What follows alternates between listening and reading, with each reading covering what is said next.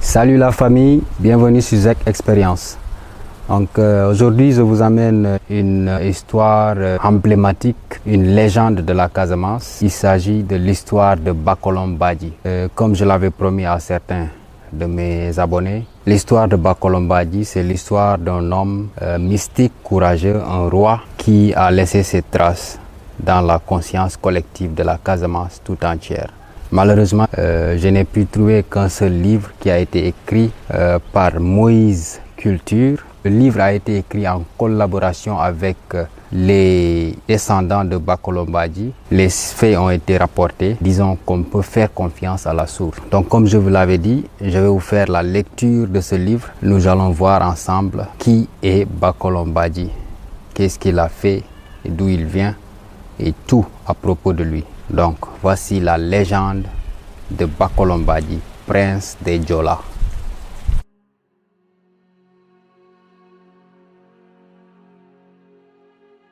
La légende de Bakolom Badji.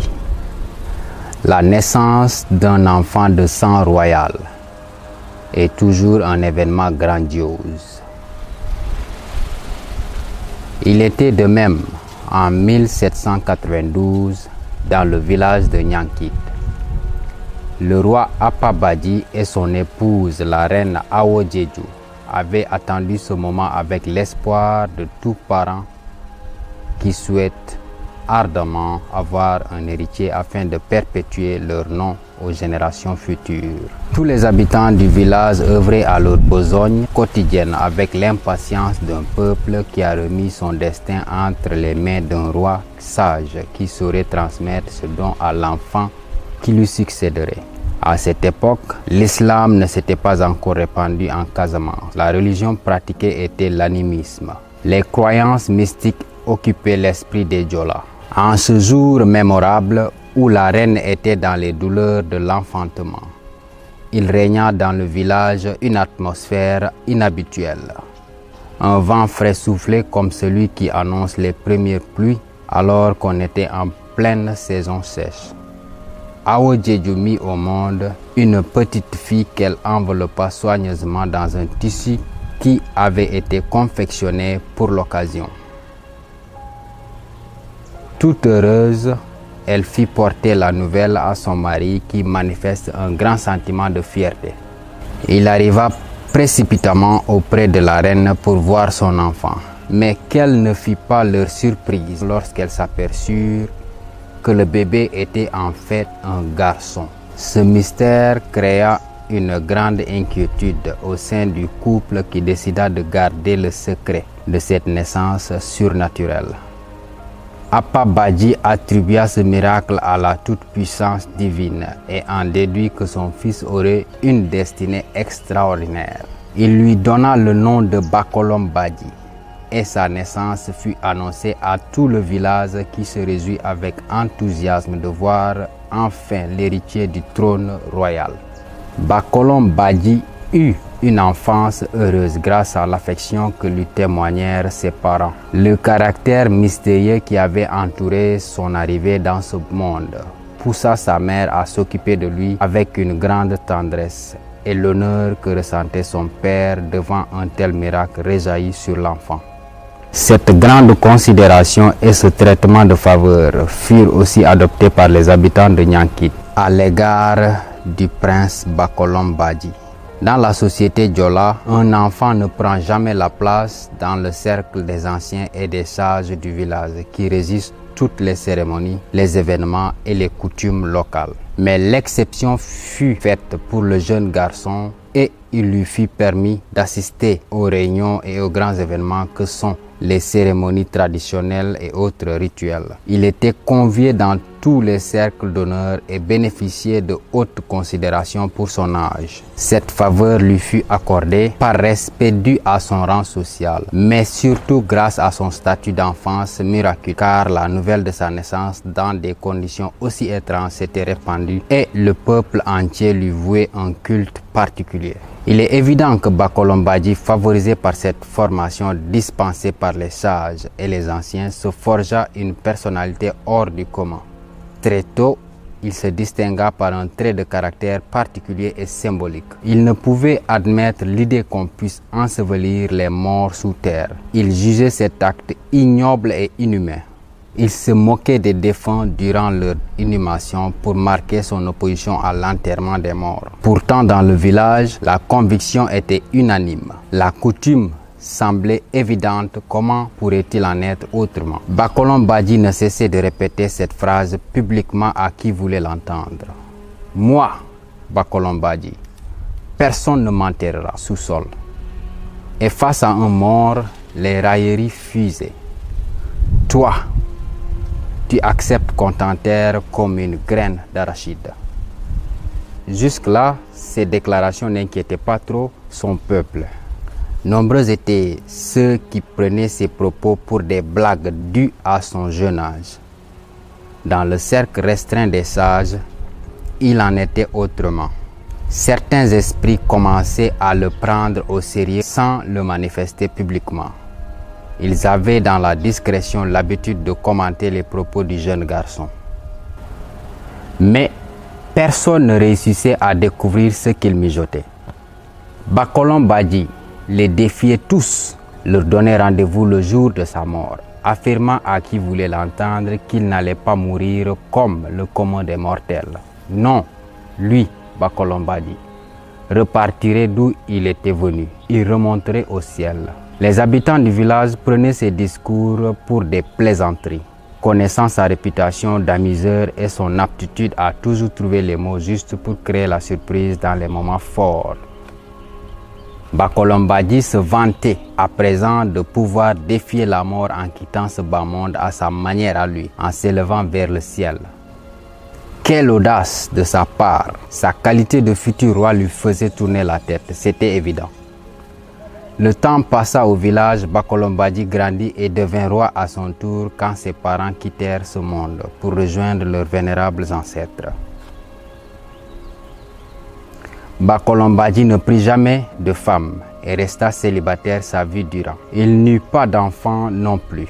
Il préparait lui-même ses repas et confectionnait ses instruments de cuisine dans le respect de la tradition. Des calebasses bien taillées lui servaient de récipients, des canaries comme réservoir d'eau, des marmites fabriquées à base d'argile pour préparer les repas, des mortiers et tous les ustensiles en bois sculptés. Bakolom Badji était droit de ses mains. Il cultivait aussi la terre et produisait sa nourriture. Il conservait précieusement les objets de culte en fer, en aluminium et en bois, que seuls les anciens pouvaient utiliser pour différentes activités et cérémonies bien précises. Bakolom Badji dirigeait son peuple avec droiture, justice et sagesse. Mais il ne changea jamais d'idée concernant sa mort. Les années passèrent, les saisons défilèrent.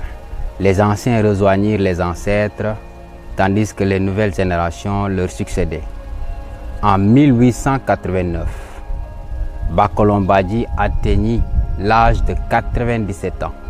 Une grande fête était prévue pour l'anniversaire du roi. Bakolom Badji annonça aux sages qu'il repartirait ce même jour en pleine fête. Les rares hommes au courant de départ ne croyaient nullement à cette hypothèse. Tout avait été prévu pour donner à un événement aussi important un cachet bien particulier. Les invités étaient venus de toute la région du Fogné, apportant des récipients remplis de vin de palme, des feuilles de tabac en quantité. Ce sont deux ingrédients majeurs qui sont toujours au centre des festivités en pays Djola, dans un siècle où la pénétration de l'islam n'avait pas encore atteint son paroxysme. Des bœufs, des taureaux fut tués. Les femmes préparèrent un repas copieux destiné à la population locale et aux étrangers. La fête démarra aux premières heures de la matinée, c'est aux environs de 14h30, quand l'assistance eut fini de prendre le repas de midi, que le tam-tam commença à résonner dans un bruit assourdissant. Ce tambour est un instrument purement traditionnel, appelé Bakanamam en langue Djola. Il produit un son qui enivre le public. Une immense foule s'était réunie sous le fromager du quartier Bassène. Nombreux étaient ceux qui dansaient là, agitant leur corps dans une transe communicative. Ils étaient loin d'imaginer qu'ils avaient rendez-vous avec le divin pour célébrer la montée au ciel de Bakolom Badji. Jusqu'ici, la nouvelle ne s'était pas encore propagée. Le secret avait été bien gardé.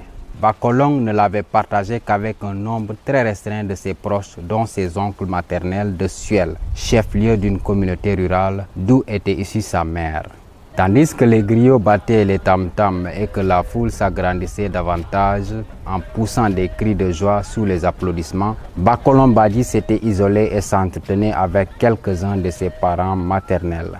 Ensuite, il sollicita les membres de sa famille afin qu'ils lui attachent des feuilles de rognier aux bras et aux jambes. Bakolom portait un accoutrement purement traditionnel utilisé lors des rituels en milieu diola. Il arborait un premier pagne noir qui couvrait ses jambes ajusté des reins à l'aide d'une corde. Le deuxième pagne, noir également, couvrait son corps en laissant apparaître une bonne partie de la poitrine et l'épaule droite. C'est vêtu ainsi que Bakolom Badji se présenta publiquement et officiellement à l'assistance qui l'attendait sous les fromagers. Il était 17 h. Les détonations des coups de fusil artisanaux tirés par des personnes choisies pour la circonstance résonnèrent dans tout le village et ses alentours. C'était le moment annonçant l'entrée de Bakolom Badji parmi la foule, esquissant ses premiers pas de danse. Les danseurs étaient ivres de joie à cet instant précis des festivités grâce à une composition musicale constituée de chants et d'applaudissements mêlés au son de la flûte et de la corne. Le tam-tam rendait un son mystérieux dont seuls les esprits avertis et initiés perçaient le secret. Bakolom Badji dansait à présent, il sautillait avant en arrière et tout à coup il s'éleva vers le ciel et se positionna au-dessus de la foule. Il continua à danser dans les airs devant les yeux ébahis de la foule, puis redescendit sur terre. Toujours en dansant, c'est à cet instant précis que la foule rassemblée se rappela des discours concernant sa mort et commença à croire aux paroles de Bakolom Badji. Celui-ci, toujours dansant, sauta et s'éleva au-dessus des toits des maisons situées près du cercle de danse. Tous les invités avaient tourné leur regard vers lui qui continuait à danser au-dessus du vide. Ils ne comprenaient pas ce phénomène d'autant plus étrange qu'il n'y avait absolument rien là-haut à quoi aurait pu s'accrocher le vieil homme. Celui-ci continua à s'élever dans les airs jusqu'au sommet du fromager où il continua à danser sans que ses pieds touchent l'arbre. Puis, il redescendit à terre au milieu de la foule comme un dernier tour pour faire ses adieux à son public. De vifs applaudissements accompagnaient ces multiples pas de danse, dans une ambiance purement traditionnelle grâce aux instruments de musique, aux chants et aux claquements des mains, aux cris et aux hurlements de la foule en plein délire mystique. Comme pour la dernière étape de son ascension, Bakolom Badji s'éleva doucement tel un oiseau et monta directement vers le ciel à la tristesse générale. Au fur et à mesure qu'il s'éloignait du sol, son image rapetissait toujours plus. Un éclair vibrant et fulgurant traversa le ciel. Bakolom Badji disparut aux yeux de tous entre 17h30 et 18h sous les cris de désolation et de tristesse de la foule rassemblée. La clameur se tut. Bakolom Badji s'en était allé, laissant la population meurtrie. Sa naissance mystérieuse de par son changement de sexe avait été un premier miracle. Il venait d'assister à un second miracle, son ascension vers le ciel. Y en aurait-il un troisième? C'est la question que tous se posèrent durant les 2 années qui suivirent jusqu'à ce jour en pleine saison sèche où quelqu'un découvrit une tortue sur le chemin qui traversait le village. Ce fut un grand sujet d'inquiétude pour la population de Nyankit, car cet animal n'apparaît généralement qu'en saison hivernale, quand l'humidité du sol est au plus haut. 2 anciens parmi les sages, Fodé Akurul Badji et Youssoufa Badji, ayant constaté avec beaucoup d'angoisse la présence de cette tortue sur le chemin à l'intérieur du village, était là en grande conversation sur la conduite à tenir devant un tel présage. Fodé Akeroul, pris de panique, tomba en transe et poussa de grands cris avant de s'évanouir, alertant la population. Les villageois accourus sur les lieux pour s'enquérir de la raison des cris stridents constatèrent avec une grande surprise la présence de cette tortue sur le chemin du village. C'est la première fois qu'ils voyaient un tel animal en saison sèche. Tous pensèrent à un nouveau miracle car il n'y avait pas d'autres explications. Le lendemain, la tortue était toujours là sans que personne n'ait trouvé le courage de la toucher. Et durant tout ce temps, Fodé Akeroul était tombé en syncope de nombreuses fois. Au matin suivant, il se réveilla et s'adressa à ses parents en ces mots. Cette tortue, c'est Bakolom Badji qui est revenu et il demande de faire des sacrifices. Il affirma avoir entendu une voix mystérieuse qui lui avait demandé à ce qu'un piquet soit planté à un endroit précis du village. Il devait être taillé dans un arbre singulier appelé Boussesseng en langue djola. L'implantation de ce piquet nécessitait une cérémonie traditionnelle, un événement pendant lequel un coq devait être immolé sur le lieu qui deviendrait alors une place sacrée. Les préparatifs furent rapides, l'urgence de la situation l'exigeait. Mais voilà au moment crucial où le coq allait être immolé. Amagnas Badji se saisit de l'offrande en déclarant qu'il remettait totalement en cause les révélations de son frère Fodé Akeroul. À l'instant où il quitta la place pour rejoindre sa demeure, une étoile lumineuse vint se poser sur sa joue. Pris de panique, il courut vers sa femme, tenant toujours le coq. Celle-ci le somma de rendre immédiatement l'offrande, ce qu'il fit promptement, et l'étoile disparut aussitôt de son visage. Pour demander pardon de son geste, Amagnas offrit personnellement un second coq en sacrifice. Puis les habitants du quartier Bassène apportèrent sur les lieux un taureau appelé Makulo. Pour y être sacrifié, quelques personnes étaient chargées de le porter sur les épaules. Elles firent le tour de la place et le déposèrent au centre. Les animaux furent aussitôt égorgés et le sang coula à flot. Immédiatement, la pluie se mit à tomber avec force, bien qu'on soit toujours en pleine saison sèche. Le piquet sacré fut planté à l'endroit même indiqué par Bakolom Badji. Cette cérémonie mémorable donna son caractère sacré à cette place. C'est donc en ce lieu, au cœur du quartier de Bassène, face à la route municipale, parmi les membres de sa famille, là où le roi avait vécu toute sa vie, que la population érigea la case sacrée qui contiendrait tous les biens de Bakolom Badji. Faite de piquets plantés tout autour en laissant une porte d'entrée étroite, la case sacrée abrite en son centre, outre le piquet sacré, quelques instruments d'usage à l'occasion des cérémonies de recueillement et de prière. Si le centre est réservé aux sages et aux proches de la famille Badji, le pourtour est dédié à l'assistance. La case est toujours recouverte de paille ou de feuilles de rognier. Elle est constamment gardée et protégée afin de préserver son entière sacralité.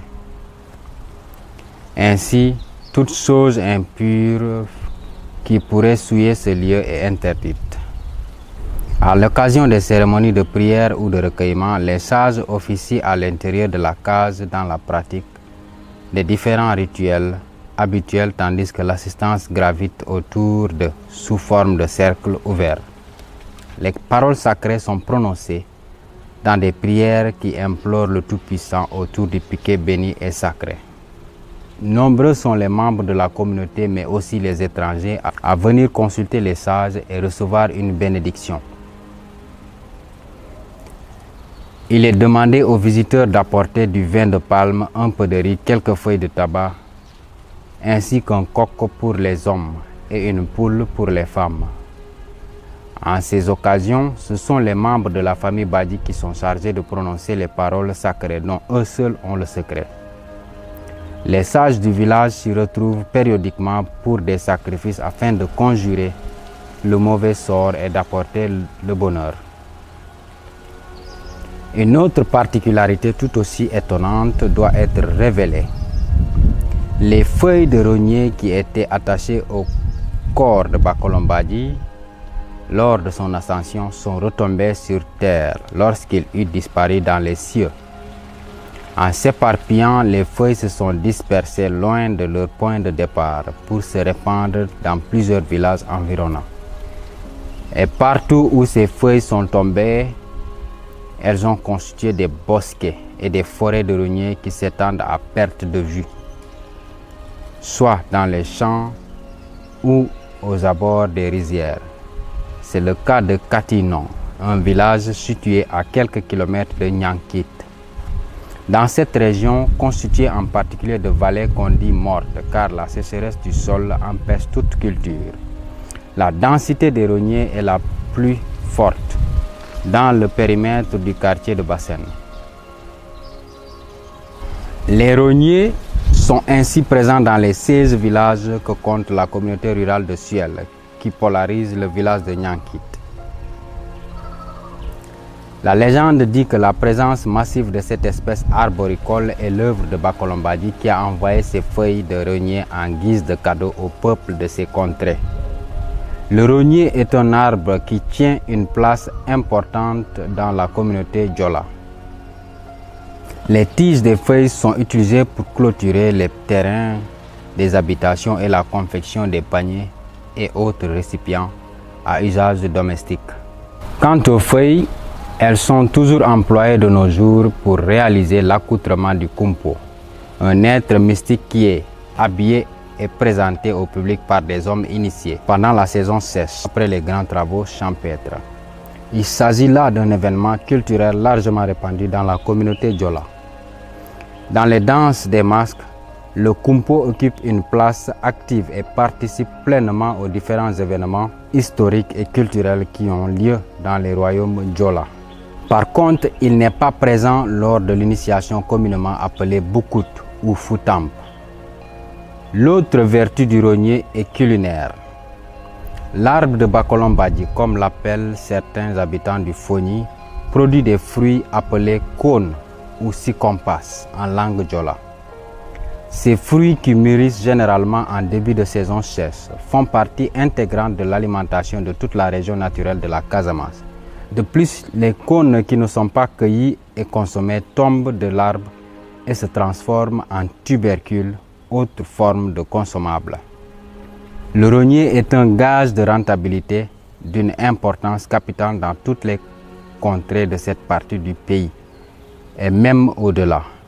Actuellement, le commerce du rognier est très lucratif, permettant à de nombreuses familles de vivre décemment. Les troncs, les feuilles, les tiges et les fruits sont vendus à des commerçants venant d'horizons divers et lointains. Les fonds tirés de la vente du rognier financent l'éducation scolaire des enfants en priorité. L'héritage de Bakolom Badji apporte satisfaction à toute la communauté de son Fogny natal.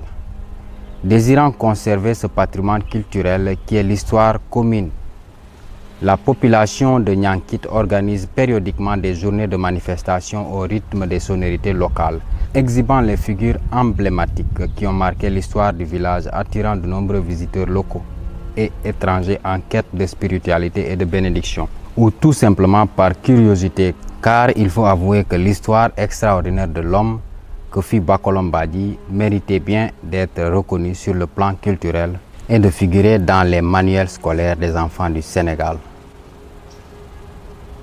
Aujourd'hui, l'héritage de Bakolom Badji est toujours préservé sous forme de musée en face de la case sacrée dans la bourgade de Niankit située dans l'arrondissement de Sindian. Il s'agit là d'un véritable patrimoine qui nécessiterait une conservation sous l'angle de la modernité. Il est l'une des richesses aux multiples facettes de la culture Diola. Lorsqu'on compare l'histoire des Diola en Casamance en Gambie et en Guinée-Bissau, on remarque des différences de comportement significatives. En Gambie, l'Angleterre a pu éviter les conflits grâce au respect des traditions et des coutumes locales. Les Portugais en Guinée-Bissau et les Français en Casamance n'ont pas su instaurer ce climat de respect mutuel.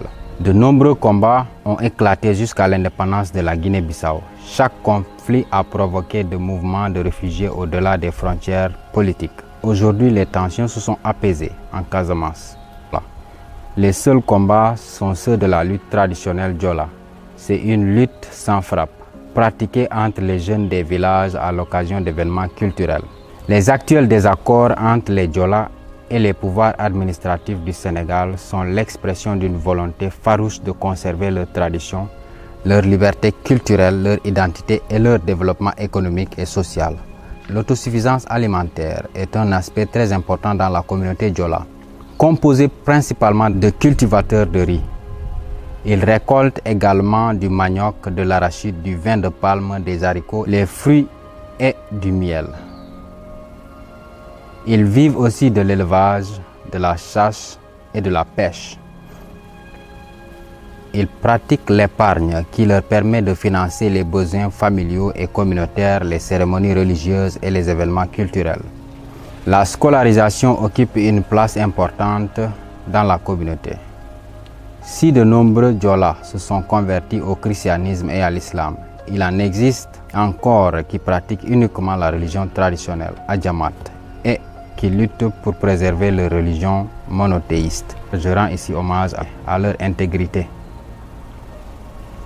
Fin de l'histoire de Bakolom Badji. L'œuvre a été écrite par Moïse Culture, comme je l'ai dit tout à l'heure. C'est un Antillais qui a vécu au Sénégal pendant des années, plus particulièrement en Casamance, et qui a, comme tout le monde, entendu parler de cette légende, cette figure emblématique que pratiquement toute la Casamance connaît très bien. Donc j'espère que vous avez apprécié cette histoire, que moi personnellement je trouve intéressante. On se voit la prochaine fois pour une nouvelle histoire du Sénégal, de l'Afrique ou du monde. Merci d'avoir suivi, merci d'avoir écouté cette vidéo. Donc avant de vous laisser, je vous demande de vous abonner, de partager cette vidéo et d'aimer. Merci encore, ciao, big up.